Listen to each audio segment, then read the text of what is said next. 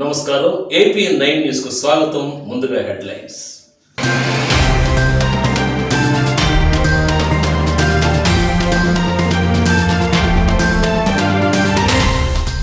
Corporate hospitals ధీటుగా ప్రభుత్వ hospitals, ముఖ్యమంత్రి జగన్మోహన్ రెడ్డి స్పష్టీకరణ.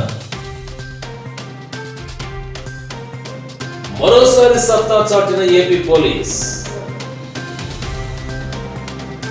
వైద్య రంగంపై ముఖ్యమంత్రి జగన్మోహన్ రెడ్డి సమీక్ష నిర్వహించారు. 17,300 కోట్లతో గత ప్రభుత్వంలో నిరాదరణకు గురైన వైద్య ఆరోగ్య రంగాన్ని బలోపేతం చేయడానికి కృషి చేస్తామని ముఖ్యమంత్రి జగన్మోహన్ రెడ్డి అన్నారు. రాష్ట్రంలో కొత్తగా 16 మెడికల్ కాలేజీలను తీసుకున్నాం. ఇందుకు భారీ మొత్తంలో డబ్బు ఖర్చు చేస్తున్నాం. ప్రభుత్వ ఆసుపత్రులకు వచ్చే రోగులకు సౌకర్యాల విషయంలో ఎలాంటి ఇబ్బంది రాకూడదు. ఆసుపత్రుల పరిశుభ్రత విషయంలో రాజీ పడద్దు. జనరేటర్లో ఏసీలు పనిచేయడం లేదని, శానిటేషన్ సరిగా లేదనే మాట ఎట్టి పరిస్థితుల్లోనూ రాకూడదని ముఖ్యమంత్రి జగన్మోహన్ రెడ్డి అధికారులను హెచ్చరించారు. గత ప్రభుత్వ హయాంలో నిరాదరణకు గురైన వైద్య ఆరోగ్య రంగాన్ని బలోపేతం చేయడంలో భాగంగా చేపడుతున్న నాడు నేడు కార్యక్రమాలకు 17,300 కోట్లు వ్యయం చేయనున్నట్లు ముఖ్యమంత్రి జగన్మోహన్ రెడ్డి ప్రకటించారు.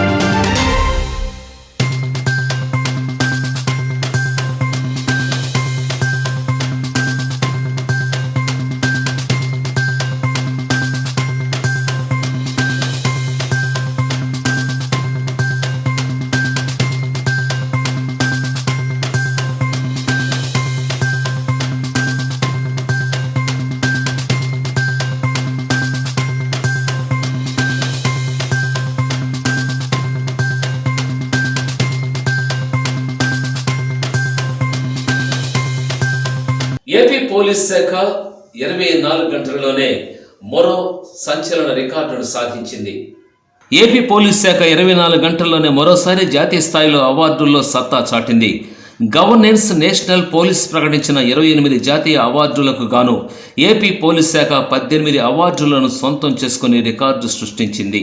ఈ సందర్భంగా ముఖ్యమంత్రి జగన్మోహన్ రెడ్డి పోలీస్ శాఖను అభినందించారు. AP police has been progressing significantly, and particularly the stride of progress in the last 1 year has been quite something of which we are really proud of. Just now, before coming,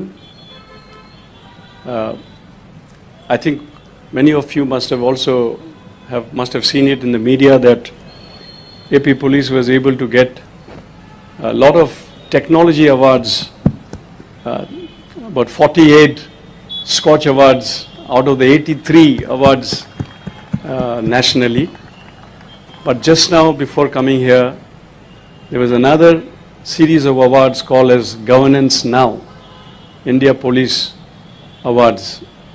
In that, of the 28 awards, we were able to bag as many as 18 awards. Now, that again speaks of progress. That speaks of improvement. That speaks of positive stride that is being very steadfastly observed in AP Police. And all this is towards not only improving ourselves. Improving ourselves is basically towards efficiency, towards improving our skills and professional competencies, and towards better delivery of police services to the society and to the citizens. Now, I'm really proud to say that with so many recognitions, which we are able to achieve and the kind of progress that we have made, we are really happy and feel very satisfied. And I'm sure that in days to come, we will all together, individually and collectively, work towards the vision and the goals that has been set and mandated by the government of Andhra Pradesh for AP Police. Please permit me to also mention about the Police Seva app, particularly. It has 87 police services being offered, and this Seva app also got one of the 2 gold medals in the Scotch, among the Scotch Awards. The other one is the Disha app. Both very unique, very symbolic, and very meaningful. When I say AP Police Seva app, it has 87 police services available. See, accountability, that is access, the ease of access to the police service.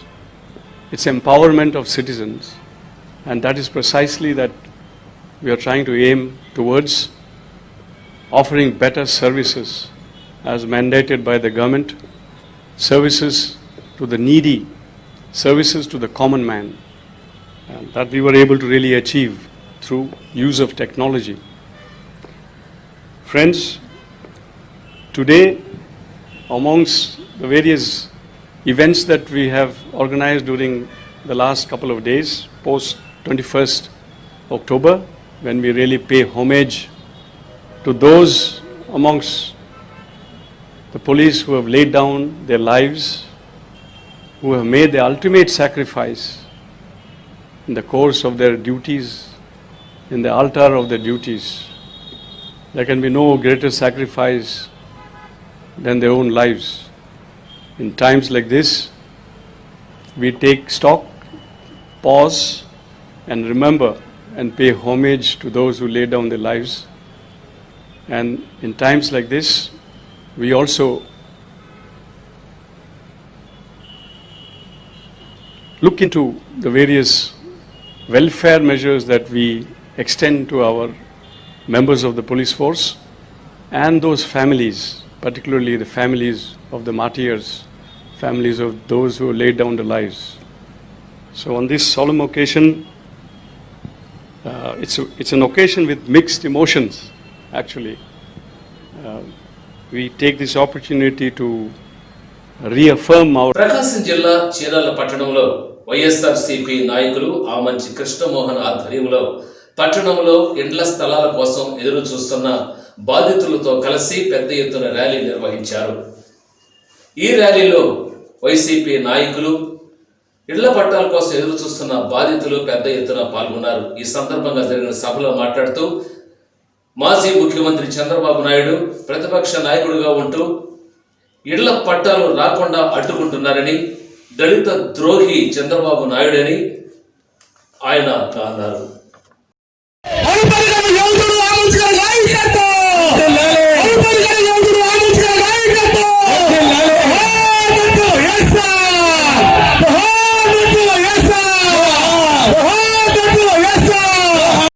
డిపాజిట్లు కోల్పోయిన కూడా జగన్ విమర్శించే స్థాయికి ఎదిగారంటే అది కేవలం వాళ్ళ సుఖంగా ఎదిగింది కాదు. చంద్రబాబు నాయుడు డబ్బు ఇచ్చి పోషిస్తున్నటువంటి వ్యక్తుల వాళ్ళు, వాళ్ళ వల్ల ఏమి కాదు, జగన్కి ఏమి కాదు. అయినా వాళ్ళ పోరాటం చేయడంలో వాటికి వెనకంజ వేసేది లేదు. మనందరి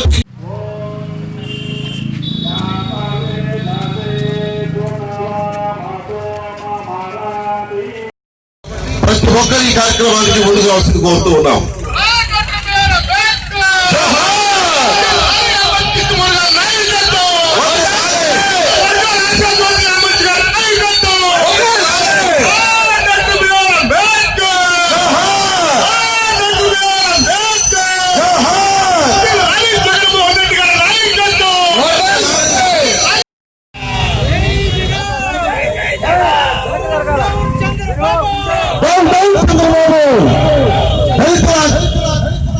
దళితుల పక్షపాతి అయిన శ్రీ వైఎస్ జగన్మోహన్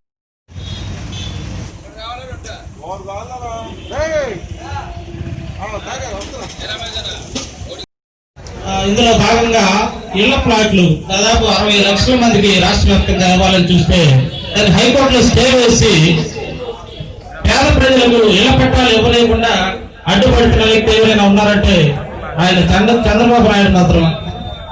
అంతేకాదు వికేంద్రీకరణ చేస్తే రాష్ట్రం అభివృద్ధి చెందుతున్న ముఖ్య ధ్యేయంతో జగన్మోహన్ రెడ్డి గారు 3 రాజధానుల నిర్ణయాన్ని తీసుకువస్తే దానికి అడ్డుపడుతూ కొంతమంది మన దళిత నాయకుల్ని అడ్డం పెట్టుకొని ఈ రోజు రాజధాని ముద్దు వికేంద్రీకరణ వద్దు అని చెప్పి రాజధానిలో దొంగ ఉద్యమాలు చేస్తున్న పరిస్థితి. అందులో ముఖ్యంగా ఈ మధ్య కొంతమంది దళిత నాయకులు కొత్తగా పుట్టుకొచ్చారు, దళిత శక్తులు అంట. మరి వాళ్ళు చంద్రబాబు నాయుడు యొక్క 5 ఏళ్ల దుర్మార్గ పరిపాలనలో ఎట్టెళ్ళిపోయారో ఎక్కడ ఉన్నారో ఎవరికి తెలియదు. మరి ప్యాకేజీ పుచ్చుకున్నారా, మరి ఏమన్నా ప్రలోభాలకు లోపడారో తెలియదు. కానీ ఎక్కడ ఏ కార్యక్రమం జరిగినా ఆ దళిత శక్తులు ఊడిపడుతున్నారు. మరి ముఖ్యంగా శ్రవణ్ కుమార్ గారు, ఆయన మాజీ న్యాయమూర్తి, రిటైర్డ్ అయ్యి ముందడుగు ప్రజా పార్టీ అనే ఒక పార్టీని పెట్టి ఈస్ట్ వెస్ట్ గోదావరిలో కొన్ని స్థానాల్లో ఆయన పోటీ చేయడం జరిగింది. అందులో డిపాజిట్లు కోల్పోవడం కూడా జరిగింది. హైకోర్టులో న్యాయమూర్తిగా ప్రాక్టీస్ చేసుకుంటా ఉన్నాడు. కొన్ని కార్యక్రమాలు, ఒకటి కర్నూలు జిల్లాలో ఒకడు మందు తాగి ఒక సీఎం గారిని ఎంత చండాలంగా బూతులు చెప్తాడో మనం ఫేస్బుక్ లో చూస్తా ఉన్నాం. వాడు తెల్లారి తాగింది దిగిన తర్వాత ఏమన్నా మనం గుర్తుకొచ్చి వాడు భయపడిపోయి వాడు ఆత్మహత్య చేసుకుంటే వాడి సావుకి పెద్దిరెడ్డి రామచంద్రారెడ్డి గారికి ఏదో సంబంధాలు ఉన్నట్టు ఆపాదించారు. దానికి మళ్ళీ చెలవు కర్నూలు అని, చెలవు చిత్తూరు అని ఒక దుర్మార్గపు ఇది. మిత్రులారా, దళిత నాయకులు బాల మహానాడు కానీ బహుజన్ గిరిజనులు అందరూ 5 ఏళ్లు చంద్రబాబు యొక్క దుర్మార్గ పాలనకు వ్యతిరేకంగా కష్టపడ్డారు. కావాలి జగన్ అని ఓట్లేసి గెలిపించుకున్నాం. 1 సంవత్సరాల కాలం అయింది. మన దళితుల అభ్యున్నతికి జగన్మోహన్ రెడ్డి గారు ఎంతో కృషి చేస్తా ఉన్నాడు, ఎదురు చూస్తా ఉన్నాము. అయితే ఈ కొంతమంది దళితులు చంద్రబాబు నుంచి ప్యాకేజీ తీసుకున్న వ్యక్తులు కొంతమంది వచ్చి ఈ దళితులకి వైఎస్ఆర్సీపీని దూరం చేసే ప్రక్రియ ఒకటి పెట్టుకున్నారు.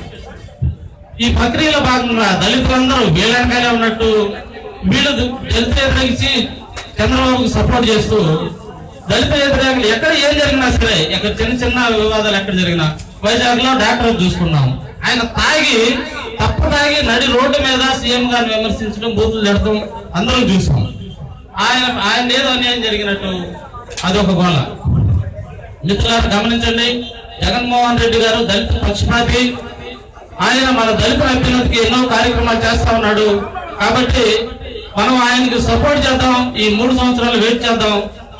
దయచేసి మిత్రులందరూ గమనించవలసిందిగా కోరుచున్నాం. వేటపాలెం మండలం దేశాయపేటలో శ్రీ పోలేరమ్మ తల్లి పోతురాజుల పునః విగ్రహ ప్రతిష్ట కార్యక్రమం వైభవంగా జరిగింది. ఈ కార్యక్రమం శాస్త్రోక్తంగా జరిగింది. ఈ కార్యక్రమానికి ముఖ్య అతిథిగా మాజీ ఎమ్మెల్యే ఆమంచి కృష్ణమోహన్ హాజరయ్యారు. వేద పండితులు ఆశీర్వదించారు. భక్తులకు తీర్థ ప్రసాదాలు అందించారు. నిత్య పూజ హవాచనం, పీఠార్పణ వీజు, ధాతురత్న వ్యాసాదులు వంటి పూజా కార్యక్రమాలు నిర్వహించారు వేద పండితులు. ఈ కార్యక్రమానికి చీరాల మాజీ శాసనసభ్యులు ఆమంచి కృష్ణమోహన్ ముఖ్య అతిథిగా విచ్చేశారు. వేద పండితులు ఎంతో శాస్త్రయుక్తంగా కార్యక్రమాన్ని నిర్వహించారు. భక్తులు వేలాదిగా తరలివచ్చారు. కొత్తపట్నం మండలం మోటుమల గ్రామంలో లిటరసీ ఇండియా ట్రస్ట్ సహకారంతో అభ్యుదయ సేవా సమితి ఆధ్వర్యంలో వయోజన విద్య కార్యక్రమం నిర్వహించారు. లిటరసీ ఇండియా ట్రస్ట్ సహకారంతో అభ్యుదయ సేవా సమితి ఆధ్వర్యంలో వయోజన విద్యా కార్యక్రమాన్ని మోటుమాలలో ప్రారంభించారు. ఈ కార్యక్రమంలో చదువురాని వయోజనులు హాజరు కాగా అభ్యుదయ సేవా సమితి అధ్యక్షులు వారికి పుస్తకాలు, పలకలు అందజేశారు. 15 సంవత్సరాల నుండి 40 సంవత్సరాల వయసున్న వారికి చదువుకునే అవకాశం ఉందని, చదువుతో పాటు ఆరోగ్య సంరక్షణ, సామాజిక అంశాలపై అవగాహనను కూడా కల్పిస్తామని అన్నారు. 450 మందికి మొత్తం 30 సెంటర్లు నడుపుతున్నామని, వీటన్నిటికీ యానిమేటర్స్ను కూడా నియమించామని అన్నారు. ఈ కార్యక్రమంలో ప్రాజెక్ట్ డైరెక్టర్ సాంబయ్యతో పాటు అభ్యుదయ సేవా సమితి సభ్యులు పాల్గొన్నారు.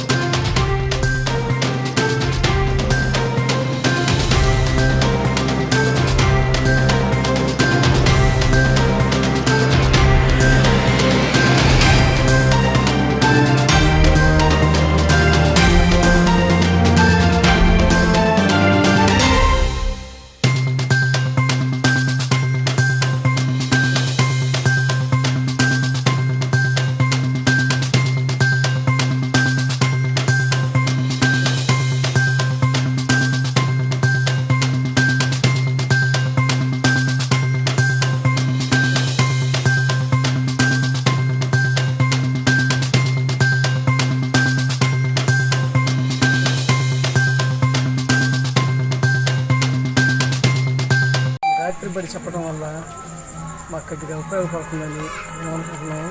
బ్యాంకుల్లో కూడా ఏదైనా కనుక్కోవాలన్నా కూడా మాకు ఇబ్బందికరంగా ఉంటుంది. ఇలాంటి అవకాశాన్ని మాకు కల్పించినందుకు మీకు ధన్యవాదాలు.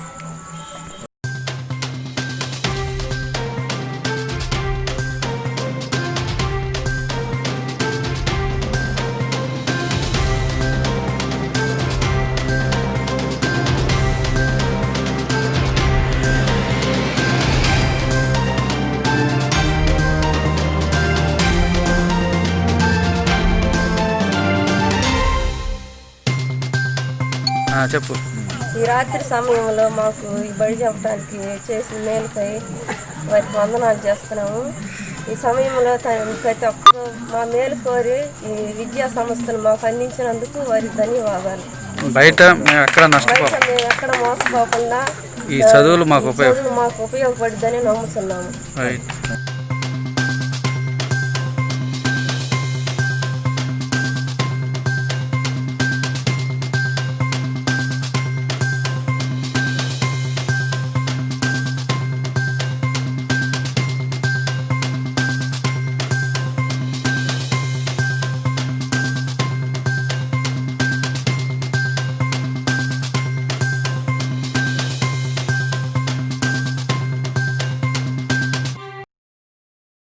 ఇవి బులెటిన్ విశేషాలు. మరో బులెటిన్లో మళ్ళీ కలుద్దాం. చూస్తూ ఉండండి AP9 న్యూస్.